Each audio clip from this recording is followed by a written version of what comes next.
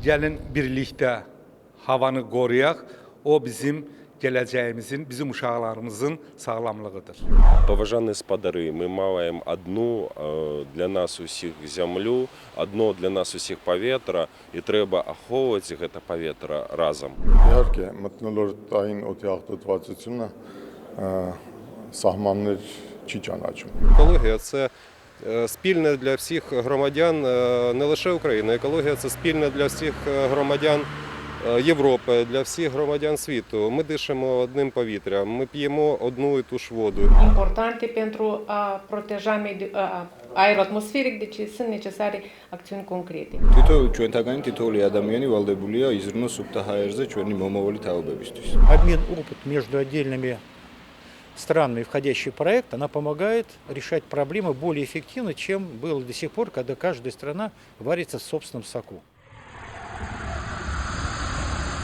Air pollution poses a serious threat to human health and environment.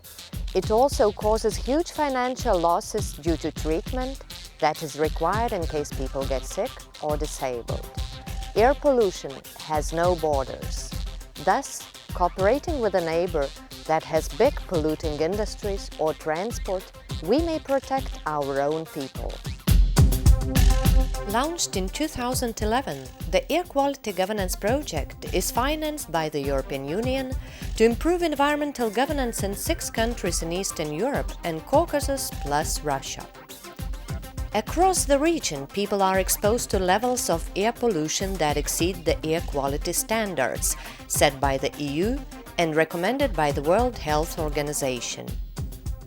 When the project was first designed in 2009, the World Health Organization analysis indicated that 47 million Russians were exposed to NO2 concentrations that were double the World Health Organization guideline level. And the Azerbaijan authorities reported that 27% of monitored samples breached the set limits. Whereas transport is responsible for the majority of air pollution in Armenia and Moldova. Industrial activities are the main sources of emission in Azerbaijan, Belarus, Russia and Ukraine.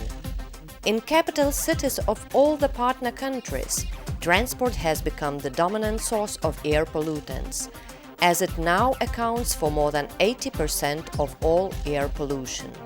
Actually, I think that the Air Quality Governance Project, in many ways, it's a pioneering project because it's the first project the European Union funds on a regional level for the Eastern neighborhood countries, specifically on the topic of air quality governance. It is funded under the European Neighborhood and Partnership Instrument, and with that instrument we funded in the period 2007-2013 other projects with a total value of 80 million in the region, at regional level, on issues such as water governance, waste governance, forest governance, climate change adaptation and mitigation, and other issues. The Eastern Partnership countries have been connected by various multilateral agreements, monitoring programs for many years. However, the cooperation in this field was hampered due to a lack of common criteria and a unified system of requirements.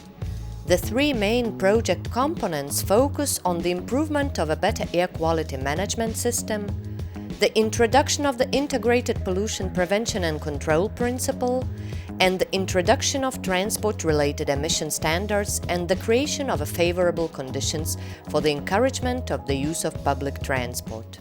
Well, the project begins in using an approach that is first involved the assessment, kind of a gap analysis of the institutional framework, the technical framework, and the legal framework. What is deficient in the overall picture of a given country? By this I mean what deficiencies are there in legislation to support air quality management in its broader perspective. On the technical side, I mean, what is the capacity of the resources, usually the human resources? The human resources that are the specialists, the experts, do they have sufficient training to be able to process the type of information necessary in order to comply with the requirements of the Convention on Long-Range Transfer of Pollution? The third one is the institutional capacity. Do they have the various equipment, the monitoring equipment, other forms of information gathering, the data processing, the interpretation of that data? Implementation of the Long-Range Transboundary Air Pollution Convention and its related protocols, as well as relevant EU directives, have contributed to the improved air quality in the European Union.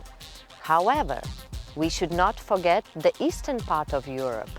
How Eastern EU partners meet the commitments of the Convention? What approach do they follow? В свое время была принята такая конвенция.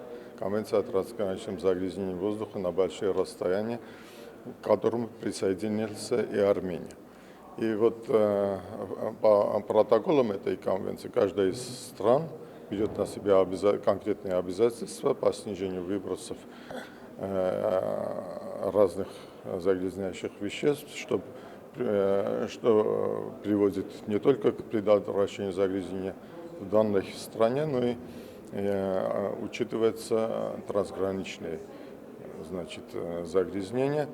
Very important issue within this project is a national pilot project, which is about the air quality monitoring system. At the end of this year, we will have a final document about the air quality network in Georgia, how network should develop, what kind of pollutant should be monitored, in which part of the country, what type of monitoring stations do we need, etc., which is also, of course, very important to have detailed information about the air quality to provide correct policy. It would be difficult to reach the desired results without exchanging experience and direct contacts.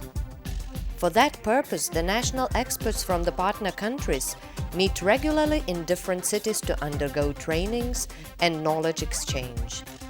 Major achievements of the project, including the results of national pilot projects, were discussed at a steering committee meeting in Chisinau at the beginning of 2014.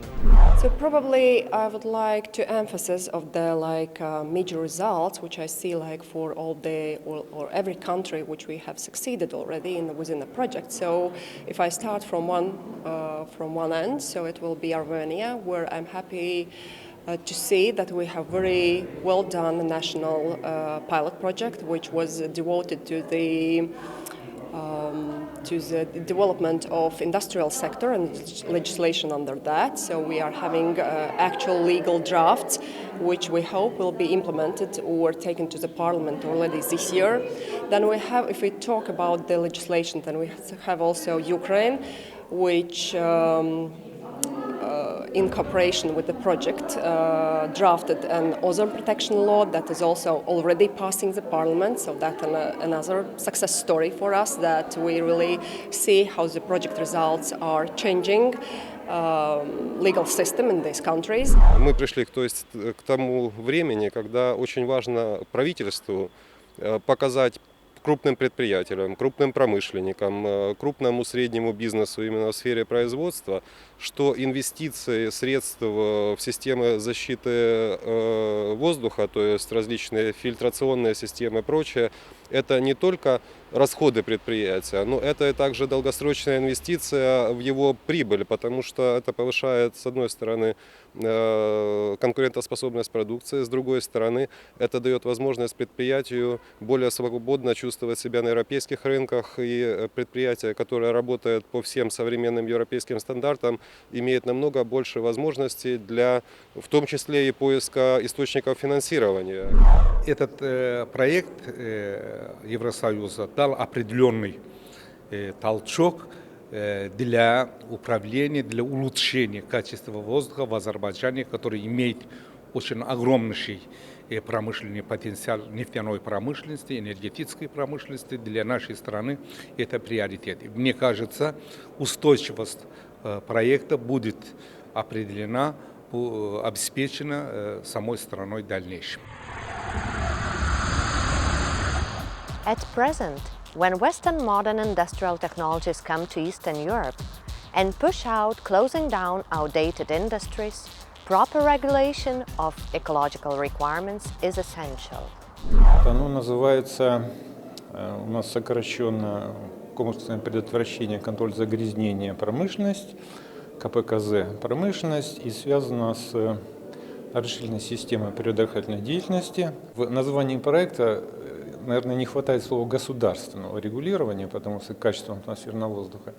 Потому что на самом деле наша задача через органы государственного управления попытаться изменить текущую ситуацию. Для наших стран заставить, показать, продемонстрировать, что есть возможность добиваться результатов фактических улучшения качества воздуха реального. The old Soviet car fleet is also being replaced by Western vehicles. However, these are not modern, brand new cars coming straight from the production line. What are legal and regulatory mechanisms in the EU that Eastern European countries could benefit from? Я в проекте занимаюсь вопросами, которые касаются уменьшения воздействия транспорта на здоровье людей и окружающую среду. Хотелось бы отметить, что в этом направлении проекта есть три основных течения, скажем так. Первое – это законодательная часть.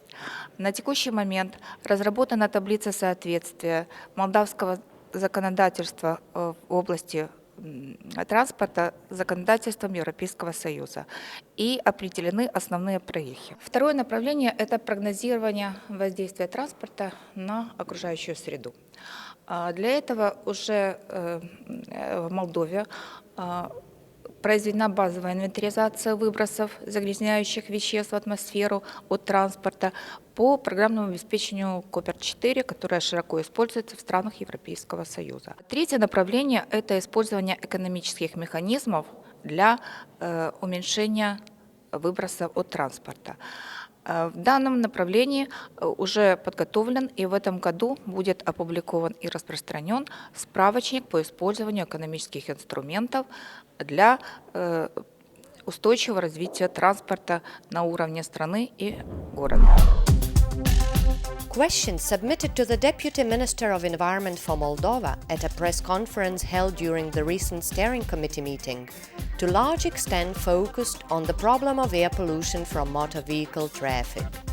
Such pollution in Chisinau is very extensive and no unified monitoring system is yet in place.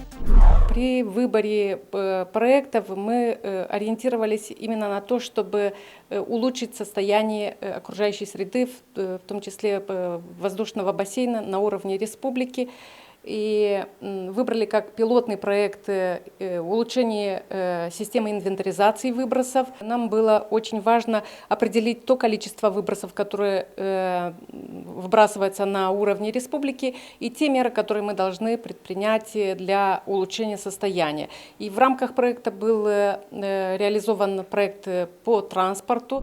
Город, где мы пытаемся внедрить европейскую модель ТОР, это город Тверь. Это город, который находится относительно недалеко от города Москвы, но является столицей Тверской области. Там есть и промышленные предприятия, и достаточно серьезная социальная инфраструктура. И вот в этом городе мы хотим, собственно говоря, и показать, насколько это эффективная модель европейская, и как ее можно переносить на другие города.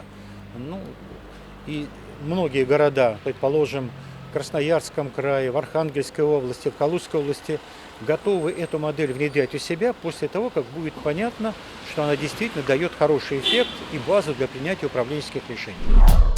Some countries, such as Belarus, have declared that the Air Quality Governance Project provides the possibility of enhancing existing knowledge.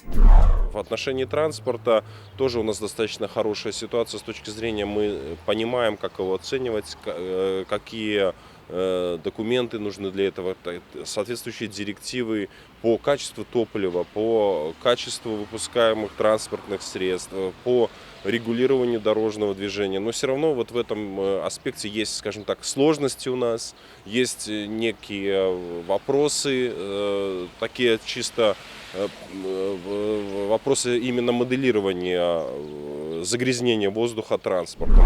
Most important thing that they get is not just the training and the capacity, etc., but it's the understanding that the difficulties are not as big as they imagine them to be.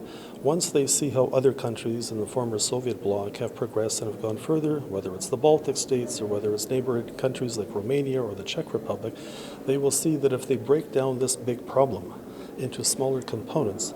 And if they tackle the problem incrementally on an individual basis, then eventually they will make progress. And I think the building of the confidence in the countries is really what is the almost an intangible benefit that will be left even after this project is completed, because they will be confident to be able to identify and articulate what else is missing. They will learn a certain amount from this project, and God willing, it will survive and it will be incorporated into the legislative basis. The people who have been trained will remain working with the various institutes, with the ministry, so there is an investment. A famous French naturalist of 19th century, Jean-Baptiste Lamarck, once said, "Now the circumscribed power, which we have scarcely examined, scarcely studied, this power to whose actions we nearly always attribute an intention and a goal, this power that consistently does the same thing in the same circumstances and does so many admirable ones, is what we call nature. So our goal is to join our efforts to preserve what we have inherited for the betterment of future generations."